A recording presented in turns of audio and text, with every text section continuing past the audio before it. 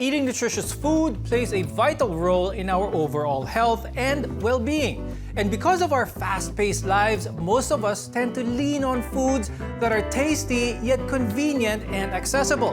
More often than not, these are also not the healthiest. As a result, we develop poor eating habits that put us at risk of developing an array of health issues. I'm Dr. Freddy Gomez, and you're watching MedTalk Health Talk on CNN Philippines. We're here to build a healthier future for you.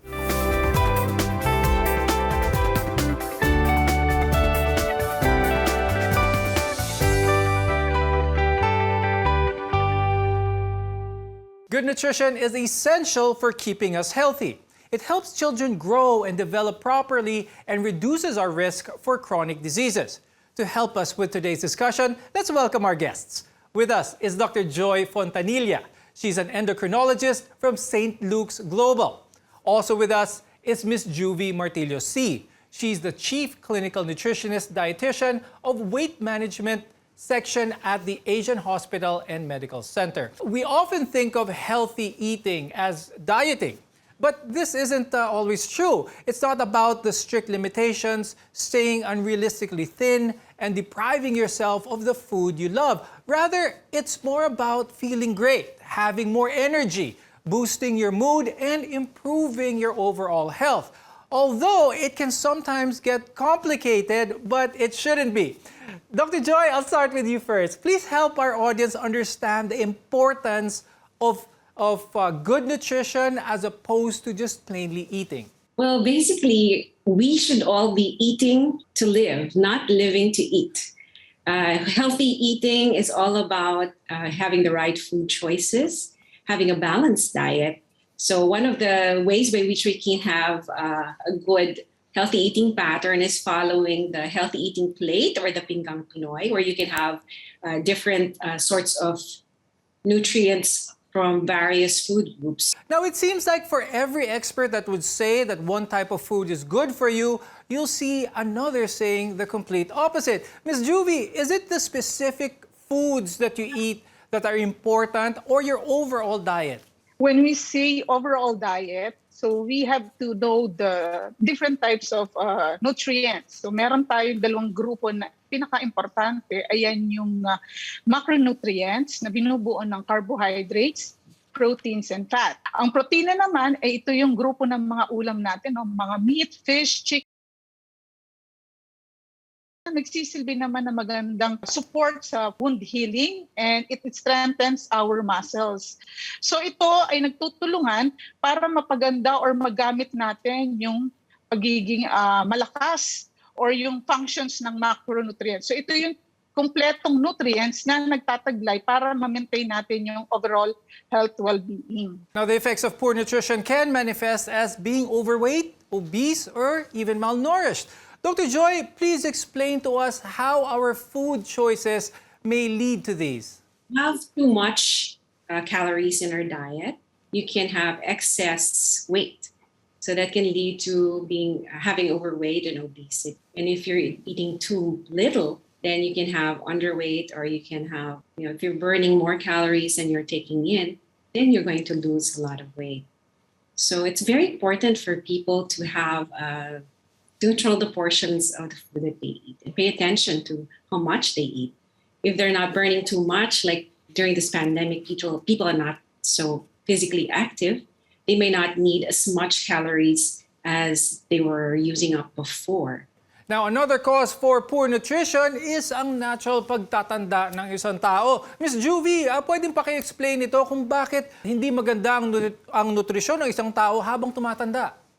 So it depends on the amount of what we eat. For example, if it's too much protein, this would lead to a kidney disease related to too much protein intake. Kapag meron naman tayong lifestyle na matataas ang intake natin of sugary rich foods, this would lead to elevation of the glucose level. So it would lead also to diabetes. So it depends on the lifestyle, and also yung mga favorites natin na uncontrolled na kinakain ay talagang mag-lead to a specific disease. For example, also yung sa cardio problem natin, if you are fond of fatty rich foods like uncontrolled appetite of having the mga red meats, yung mga lechong kawali, pata. So this would also lead to cardiovascular diseases. So it depends on the lifestyle of our childhood or middle age, and it would lead to a specific disease na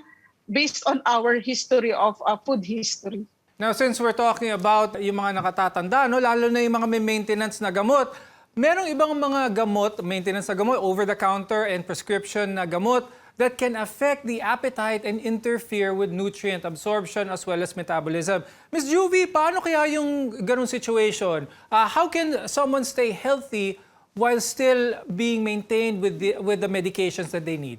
So we advise every individual, of course, to consult with our consultants, the physician, and if there are concerned related to nutrition or food sources, so the doctor will refer to the dietitian to explain everything about diet. If it's diabetic patient with the medications, we do our own collaboration of adjusting for example, insulin or other diabetic medications related to diet. So we are adjusting our computation with the carbohydrate requirement as well as the protein and fats. Kasi itong mga nutrients na to will still need a thorough computation that would align to the prescribed medications of our doctors.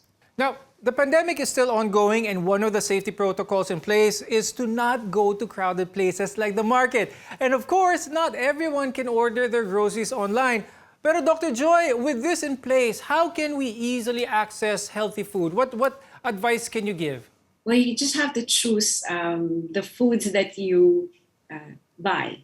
Try not to make junk food available in the house. Try to choose foods that are rich in nutrients and not in empty calories, etc., that have high calories but low in nutrients. Poor nutrition can impair health and well-being and reduce our ability to lead a more pleasant and active life.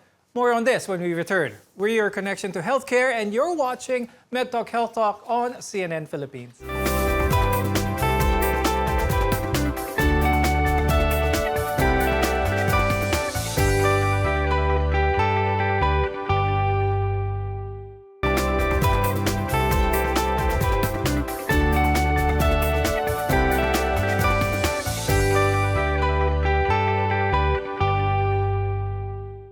Poor nutrition can affect our health and reduce our quality of life.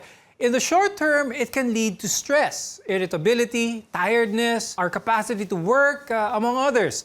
But over time, it can increase your risk for developing certain health issues. I'm Dr. Freddy Gomez, and you're watching MedTalk Health Talk on CNN Philippines. We're together in health. Poor eating habits include over or under eating, not having the healthy foods we need each day, or consuming too much of food and drinks that are high in sugar, salt, and even fat. Ms. Juvie, how does poor nutrition affect us? Basically, it reduces our response or tolerance to our daily activities. No, if you don't have any energy, talagang very weak tayo to accomplish any task of the day. And also, if we are on the ongoing treatment with a specific disease, we have a poor response to overcome that treatment. And also we have a poor wound healing process, and it reduces muscle strength and quality of life. And the common is it really increases fatigue. So yun yung mga common na talagang pagdadaanan natin if we really practice a poor nutrition daily. Now, two of the leading causes of heart disease and stroke are high blood pressure and high blood cholesterol. Ms. Juvie, meron bang mga pagkain na dapat malaman ng ating mga viewers para ma-minimize yung dalawang ito, itong high blood pressure at high blood cholesterol? Yes, so napaka-basic niya, no? So when we say high blood pressure, ayan yung mga salty foods or sodium-containing foods. So yan yung pinakasimpleng term na maaalat. So yan talaga yung nagli-lead na magpo-cause ng cardiovascular diseases natin as well as yung mga sa pagtaas ng high blood pressure natin. Now, a poor diet can also increase some other chronic diseases, and specifically, I'd like to talk about type 2 diabetes. Dr. Joy, when it comes to type 2 diabetes, our viewers may have different understandings of these, but how early can someone have type 2 diabetes if their diet is not watched, even starting at an early age? How soon can someone have type 2 diabetes? That's very shocking. Back in the 70s, it was almost unheard of for a child to get type 2 diabetes. These days, nagiging very common na talaga. Kahit bata, nagkakaroon na ng type 2 diabetes. Dahil nga sa kids are growing up to become more overweight and obese. These days, it's so easy. Children can just eat a lot of fast food and are mostly on their iPads or watching the television set or playing on their video games. And just are not more physically active these days. So it's so easy for children to get type 2 diabetes, even though before it was known to be adult onset diabetes. Now even young people can get. So speaking of children, the brain develops most quickly during the first 1,000 days of life, from the start of pregnancy to the child's second birthday. Dr. Joy, how does poor nutrition affect a child's development naman? Pangit ang nutrisyon ng bata. So all of these can be affected, their brain development, bone development, muscle development. The children's intelligence can be affected. Their level of energy can be affected. Hindi sila magiging masigla pag hindi tama yung nutrisyon ng mga bata. So it's very important to teach a child how to eat a balanced diet and to have healthy food instead of junk food in their daily lives. Okay. Now, a poor diet is also a leading risk factor for gum disease as well as tooth decay. Now, we already know that eating a lot of sugary foods or sugary drinks can cause your teeth to get cavities, but there are also others that can be bad for dental health. Ms. Juvie, diet contribute dito sa poor oral health lalo na sa mga bata. What would you advise doon sa ibang mga parents na okay lang magpakain ng mga sugary foods na to sa bata, okay lang na mabulok since temporary teeth pa yan, hindi pa lumalabas yung kanilang permanent teeth? Anong masasabi niyo dito? The way we advise the parents directly, sila yung talagang magko-control at mag-i-influence sa mga bata. So in our practice, we really educate the parents not to introduce as possible kasi talagang we have this number of specific months kaya ino-orient natin yung taste bud ng bata, but kapag toddler age na ang mga bata, familiarization na sila sa mga food items. So it's very parang kailangan maingat tayo every time na nag-i-introduce tayo ng food item. So we strongly recommend to introduce priority the healthy foods. So related to our dental health, sugar-rich food items are really one of the causes of ng mga tooth decay. So kailangan as in maingat tayo sa mga ganitong age ng mga bata dahil diyan natin sila ini-influence until they get older. So it's about discipline of the parents. Okay. Now, diet doesn't only affect our physical well-being, but our mental health as well. Dr. Joy, can having a poor diet contribute to someone's mood? Can this contribute to actually being depressed? You're absolutely right, Dr. Freddy. So there's certain foods that actually make you happy. There are certain foods that can get you down. So foods that are known to boost the mood are actually the healthier foods. So foods that are rich in fruit and vegetables, whole grains, nuts, omega-3 fatty acids, which you can get from fatty fish like salmon and tuna. Those foods can actually boost your mood. And junk food are foods that are highly processed, like your chips and your sugary foods, foods that are high in sweet desserts, you have refined cereals, high fat foods. Those can actually increase risk for depression. Now, eating healthy and breaking bad habits don't happen overnight. When we return, we'll guide you through the steps to good nutrition. Your health is our mission. This is MedTalk Health Talk on CNN Philippines.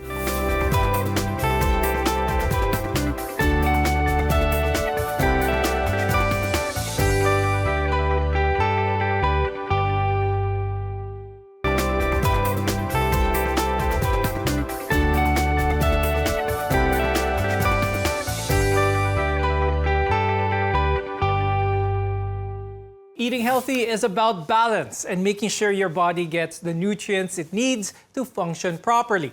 I'm Dr. Freddy Gomez, and you're watching MedTalk Health Talk on CNN Philippines, where your care always comes first. You don't have to be perfect right away when you switch to a healthy diet. You don't need to change everything all at once and completely eliminate the foods you used to love eating. Now, this only leads to cheating or even giving up. A better approach is to make a few small changes at a time. Dr. Joy, when it comes to someone wanting to change for the better, can you give us some tips on how to do that, how to start that on that road to good nutrition? Asking the patient what can they do, and trying to find out what are the foods that they habitually eat, and trying to sort out what are the healthy foods and the unhealthy foods that they're actually eating. So try to lessen the unhealthy ones and increase the healthy ones. So if they're drinking a lot of soda, cut out the soda or try to limit the soda. And if they like vegetables and fruit, to increase intake of fruits and vegetables. So I always tell my patients, high five. Remember, high five. At least three servings of vegetables and 2 servings of fruit a day, which can help you get a better nutrition in your life. Now, cooking more meals at home can help you take charge of what you're eating and monitor what goes into your food. You'll eat fewer calories and avoid unhealthy additives of packaged and takeout foods that can leave you feeling bloated as well as tired. Miss Juvie, pwede mo kaming i-walk through kung paano ang maganda at madaling preparasyon ng masustansyang pagkain sa bahay?